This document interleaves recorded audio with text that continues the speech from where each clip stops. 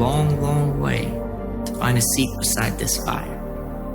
And I would love to hear a story as I warm my hands.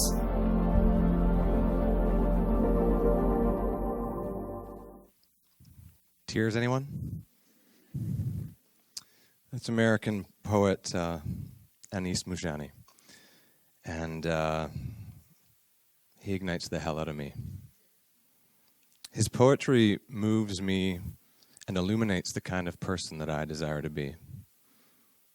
But in so doing, at the same time, he tells the story of the kind of person that I'm so very, very far away from being. But I'm getting ahead of myself. Moujani asked us to tell stories, and so if I may, I'll tell one about me. So let me tell you that the name of the city that I was born in is Grand Falls, Newfoundland. That when I was 8 months old, my parents moved west here to Vancouver Island. That I grew up living in and loving this island. I grew up with a forest in my backyard. I ran wild through that backyard, and in some ways I've never left it. I ran fast. I ran with my chest thrust out, my head thrown back, and my long blonde hair streaming in the wind behind me. I ran as though I was reaching to break the finish line tape from the very first stride I took when I left the starting blocks. I ran ultimately, as Carolyn introduced, onto the National Development Biathlon team. That's that funny sport where you cross-country ski with a rifle on your back. It's a really, really cool and desirable sport for a 16-year-old boy.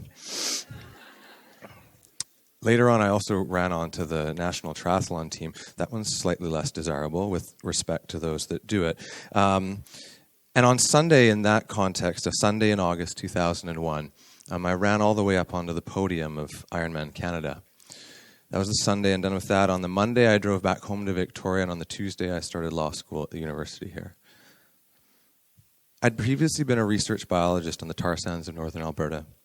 So I went to law school after that race because I wanted to change the laws that permitted that sort of environmental blight that I'd seen while working there. So when I finished, I secured a job with the government, and one of the first things that I did was help to write the government's then innovative and now world-famous greenhouse gas emissions targets legislation. And then I got headhunted by the Premier's office and asked to help lead government's efforts to transform the way that, and I'm reading this to remind myself, it conducts all of its internal processes. I've forgotten my jargon. So I did that. Along the way with all of that, I picked up my dad's antique camera that he gave me when I was a child, and I took up a moonlighting career as a professional biologist, as a professional photographer. That was earlier, with a camera.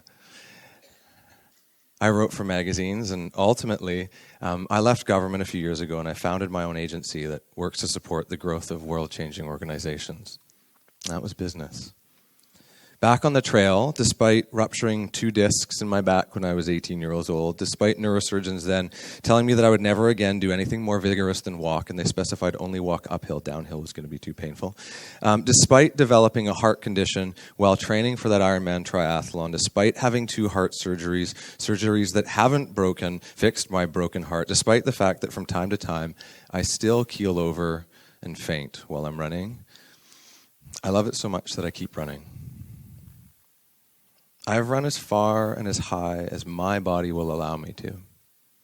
And again, as Carolyn mentioned, yes, last summer, that meant I ran as far and as high as a human being can run on Vancouver Island, and that means running 62 kilometers and 16,000 vertical feet, which is around 5,000 more than the elevation gain from Everest Base Camp to the summit, in one go to climb the highest mountain in Vancouver Island. Is called the Golden Hind, and my buddy Jamie and I did that nonstop in about 16 hours. It was the fastest it's been done by about 5 hours. Those are a few chapters of my story, and I have, as you might be able to tell, a bit of a hard time telling them because I don't want to tell you that story to boast or because I think that I'm amazing. In fact, I want to tell you that story for the exact opposite reason, because I think the exact opposite of myself. I turned 40 years old yesterday. I tell you those chapters of my story because at the end of those years and all that they've contained, at the cusp of this new personal decade, in my head and in my broken heart, I feel that my story has amounted to nothing. Inside, subjectively, when I was asked by Carolyn whether I wanted to speak, I thought truly that I had no idea why anybody would want to hear me speak today. So I shopped those doubts around town, and I asked a few folks, very honestly, through the lens of my stunted self-concept, what of value could I share at this event? And uniformly, they told me back that story that I just told you about me and how they see me and about how they find my stories, my art, and my adventures inspiring. And that was wonderful. And they told me that they saw me as one of those people who have identified their singular passion and are pursuing it unwaveringly with complete success. And they told me that I have it all figured out and that I make it look easy. And I, in turn, stood next to them and their words, and what I saw was my darkness. I saw my incomprehension and how they could possibly see me that way. Can't you see my truth, I wondered? My disbelief in my own abilities? How I feel so far from having it all figured out. And there, as I shared my reality with those folks, and I watched their reaction to it, their disbelief, I realized that in that juxtaposition between my fears and their perception of my reality lay my story for you today. Because isn't that story of doubt a story that we all share? Are we not all debilitated to a greater or lesser extent by similar doubts and their effects? Please, if you're not, don't tell me. And isn't it the case that contemporary culture, where we're surrounded by an unending barrage of stories of people who have it all figured out, who are following their bliss with laser point precision, shown skipping down their path in perfectly curated galleries of National Geographic quality images streaming through their Facebook, rubbing the hairs of their hashtag dogs of Instagram, while they sip the last bespoke custom cocktail that they've concocted while the sun sets slowly in the west. Bonus points if you get that 90s era film reference. You know, those people that supposedly I am. Doesn't this all simply exacerbate these doubts? Why should we face our own fears when clearly those folks out there have already slain all the dragons worth slaying? So let me pet my dog. Let me sip my whiskey sour. Let me take a kaleidoscopic image of the sun setting over the Olympic Peninsula and call bullshit.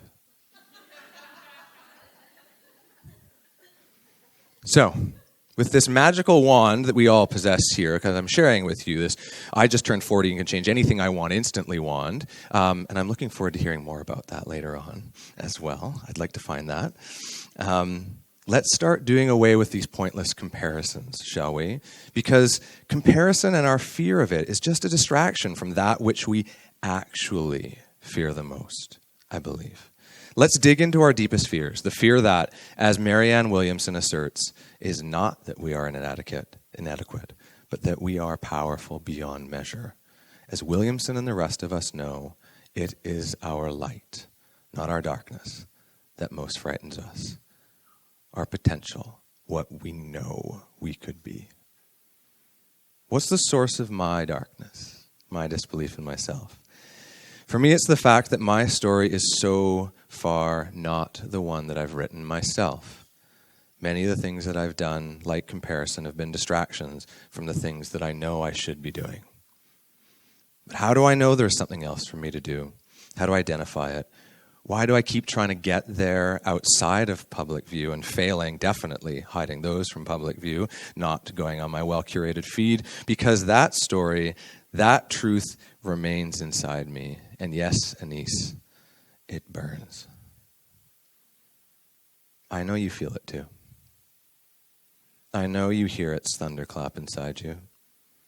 And in an elegant spite of fate and human psychology, we know that the thing that keeps us from living that truth is the very same thing that knots our stomach in the knowledge of its existence.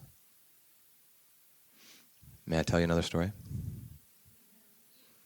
This one's an old teaching story that comes from the great African savannas, where life pours forth in the form of teeming, feeding herds. As the herds eat their way across the plain, lions wait in the tall grass nearby, anticipating the chance to prey upon the grazing animals. In preparation, they send the oldest and weakest members of the pride away from the rest of the hunting pack. Having lost much of their strength and most of their teeth, the roar of the old ones is far greater than their ability to bite. The old lions go off and settle on the grass directly across from where the strong and hungry lions wait and watch. And as the herd enters the area between the hunting pack and the old lions, the old ones roar mightily. At the sound of the roaring, most of the herd panics. Blinded by fear, they turn and flee from the seeming source of danger. As they rush wildly in the opposite direction, they run right into where the strongest lions wait in the tall grass for dinner to arrive. Run towards the roar, the old people used to tell the young ones. When faced with great danger in this world, run towards the roaring. Go where you fear to go, for only there will you find some safety and a way through danger. Fear, I believe, isn't just our guide in the times of primitive danger. I've come to believe that in life in general, in my life anyway, it's our guide for the direction towards which to travel. Our test for whether we are on the right path comes in how we answer. Am I running towards the roar? My roar. The more important a call or action is to our soul's evolution, writes Stephen Pressfield, the author of The War of Art, the more resistance we will feel towards pursuing it. I don't think we would feel fear about something we were ultimately indifferent to. So run to the roar. Is it not true that the things that most light us up are the things that we also try to bury in the deepest recesses of our being? I believe that it is precisely those things that we need to illuminate, and in so doing, to shine a light on our right path forward. May I one last story? I should probably tell you at least a portion of, finally, what I'm afraid of. There's a list. I'll truncate it. Much of that list distills to this: I'm afraid of standing up. Mostly for the 40 years that preceded tonight, I've been afraid to stand up and advocate to my fullest potential for the thing that matters most to me, and that's getting people outside, to find their wild selves within the wilderness, to share their wild with others, and to keep the wild that way, to celebrate and conserve the natural spaces that sustain us. I'm also afraid of standing up in front of a crowd. I'm afraid of being seen, sticking my neck out. I do my things quietly, often on my own. I'm afraid of sharing the things that matter to me most. And so I'm also in particular afraid of the art that I know exists within me and describing it as such. I'm afraid that I want to be more like that behemoth, Anis Muscani, but that I will fall short in the trying. And I'm so very tired of being afraid. So yesterday, on my 40th, I made a few commitments to myself for the coming year in particular, and the years ahead. I won't share that list, but I'll provide an example. If it's not already obvious, poetry lights me up. I want to take a shot at putting together words somewhere close to as beautiful and as moving as those with which I opened. The desire to do so burns within me. So one of yesterday's commitments was to write an original poem and to stand up in front of a crowd and perform it. To share the sound of the thunder that crashes inside of me. And no, I did not write that clap of thunder in the last 24 hours. But to jumpstart the commitment, perhaps you'll indulge me in closing and sharing someone else's clap of thunder, and in so doing, walk with me while I take this first step towards my fear, towards my roar. So if I may, this is a poem by one of my favorites, Mary Oliver, and timely. It's called What I Have Learned So Far. Meditation is old and honorable. So why should I not sit every morning of my life on the hillside, looking out at the shining world? Because, properly attended to, delight as well as havoc is suggestion. Can one be passionate about the just, the ideal, the sublime, the holy, and yet commit to no labor in its cause? I don't think so. All summations have a beginning. All effect has a story. All kindness begins with the sown seed. Thought buds towards radiance. The gospel of light is the crossroads of indolence or action. Be ignited or be gone. It scared the hell out of me to be here tonight. And so I know it mattered for me to be here. So thank you, Carolyn. Thank you all. I'm very grateful for the opportunity to share a little of my story with you and to have this opportunity to ask you, what does the thunder crashing inside of you sound like? What are you afraid of? Run towards it. Grab it tightly. And then set it on fire. Have a great weekend.